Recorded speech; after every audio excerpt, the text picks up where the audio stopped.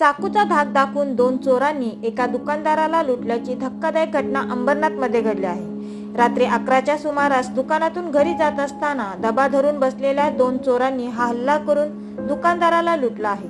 या लुटीमध्ये साधारण 40,000ची रोख रक्कमसह लॅपटॉप, मोबाईल या चोरांनी लुटला आहे। या हल्लेखोरांचा प्रतिकार केला असता चोरांनी चाकूने दुकानदारावर हल्ला केला। या हल्ल्यात दुकानदार गंभीररीत्या जखमी झाला आहे।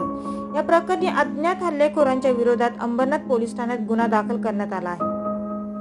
राकेश तुफानी यादव वय 37 वर्ष हे आपल्या पत्नी आणि 3 मुलांसह अंबरनाथ पश्चिमेला महात्मा फुले नगर येथे वास्तव्यास असून त्यांचा कोठेवाडी येथे ऑनलाईन सर्व्हिस स्टेशनरीचे दुकान आहे, ज्याच्यावर त्यांचा उदरनिर्वाह चालतो।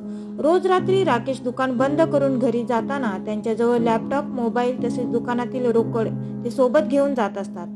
दरम्यान 21 तारखेला देखील रात्री 11च्या सुमारास दुकान बंद करून मुलगा विवेक यांच्या सोबत घरी जात असताना 2 चोरांनी राकेश यांना घराच्या जवळ साधारण 50 मीटर अंतरावर अडवले।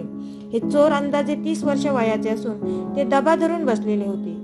या अज्ञात इसमांनी राकेश यांना गल्लीत अडवून राकेशच्या कमरेला चाकू लावला, तर दुसऱ्याने त्यांच्या मनगटावर चाकू लावला आणि तुझी बॅग दे नाहीतर चाकू खोपसेल अशी धमकी दिली।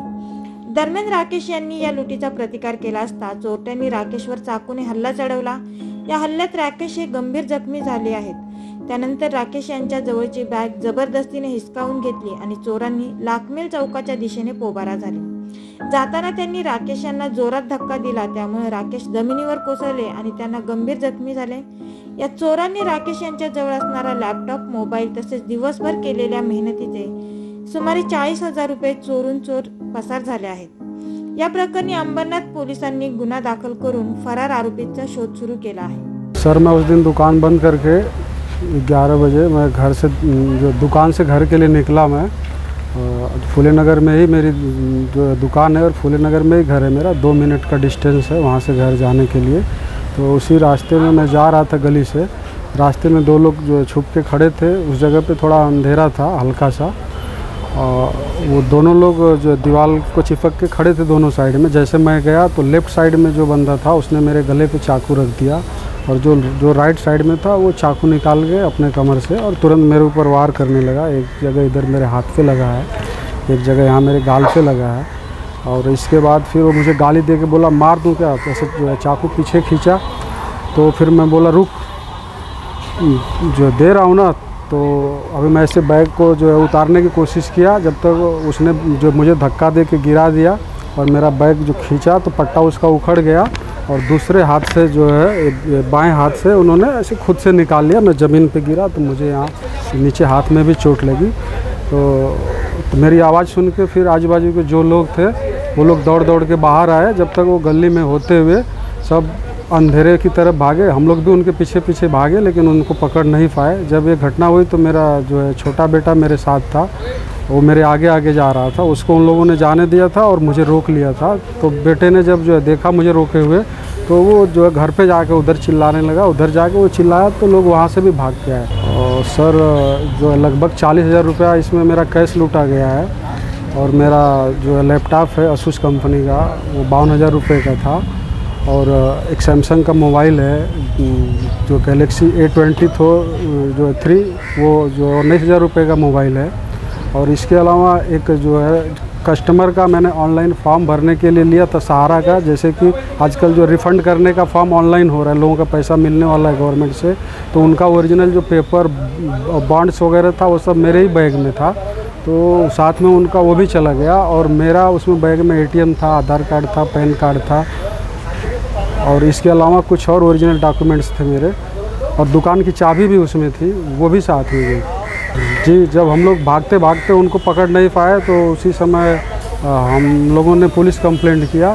तो पुलिस वाले भाग के आए मौके पे, उन्होंने भी इधर उधर जो है भागा ढूंढा, लेकिन कहीं कुछ हाथ नहीं लगा। फिर हम पुलिस स्टेशन आए और फिर यहाँ आ कर के FIR दर्ज की गई। 2 लोग थे सर, लेकिन अगले दिन उस जो गली में घूमने से मुझे लोगों से पता चला कि एक तीसरा बंदा और खड़ा था साइड की गली में, और वो उन दोनों का इंतज़ार कर रहा था। जो तीसरा बंदा खड़ा था वो मुंह नहीं बांधा था, वो गोरा था जो लड़का था, छोटा, उसका जो हाइट कम था, और वो जो है वो हरे रंग का जो टी शर्ट पहना हुआ था।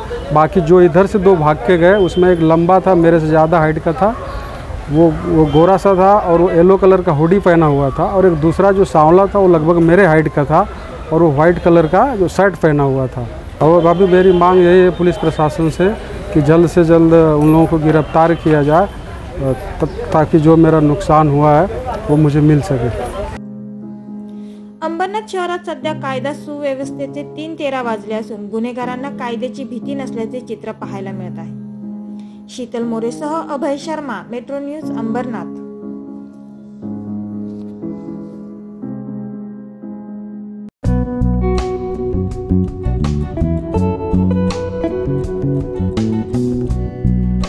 मॅक्सलाइफ हॉस्पिटल हे उल्हासनगरमध्ये केंद्रित आहे। हे बेसिकली उल्हासनगर, अंबरनाथ, बदलापूर आणि त्याच्या बियॉन्डचे जे एरियाज आहे यांच्यासाठी एक टर्शरी रेफरल सेंटर करून काम करत आहे।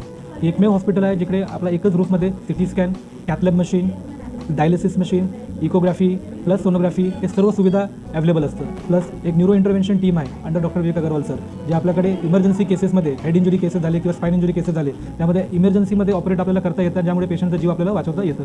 प्लस आपल्याकडे जे बाकीचे जे गव्हर्नमेंट स्कीम्स आहे जसं महाराष्ट्र पोलीस आहे, CGHS आहे, central government health scheme, plus ESICचे पेशंट्स जे असतात ते सेंट्रल रेल्वेचे पेशंट असतात ते सर्व पेशंटला प्लस चीफ मिनिस्टर रिलीफ फंडमध्ये पण आपण एनरोल्ड आहे। तुमच्या परिसरातील काही समस्या असेल किंवा काही माहिती असेल, तसंच तुमच्या संस्थेची अल्पदरात जाहिरात द्यायची असेल तर मेट्रो न्यूजला संपर्क करा। आमचा मोबाईल नंबर आहे 7517000525।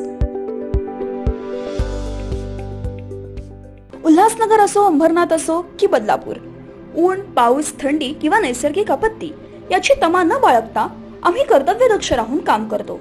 सर्व स्तरातील स्थानिक बातम्या काही क्षणातच सर्वात आधी तुमच्यापर्यंत पोहोचवतो ते फक्त मेट्रो न्यूज। अवघ्या 1 वर्षात हजारो प्रेक्षकांपर्यंत पोहोचलेली आपली नंबर 1 तसंच विश्वसनीय वृत्तवाहिनी म्हणजे मेट्रो न्यूज। मेट्रो न्यूजच्या पहिल्या वर्धापन दिनानिमित्त आम्हाला पाठबळ देणाऱ्या सर्व प्रेक्षकांचे मनःपूर्वक आभार। आपल्या परिसरातील ताज्या घडामोडी आणि बातम्या पाहण्यासाठी आपल्या हक्काच्या असलेल्या वृत्तवाहिनी मेट्रो न्यूजला सबस्क्राईब करा, तसंच लाईक आणि शेअर करायला विसरू नका।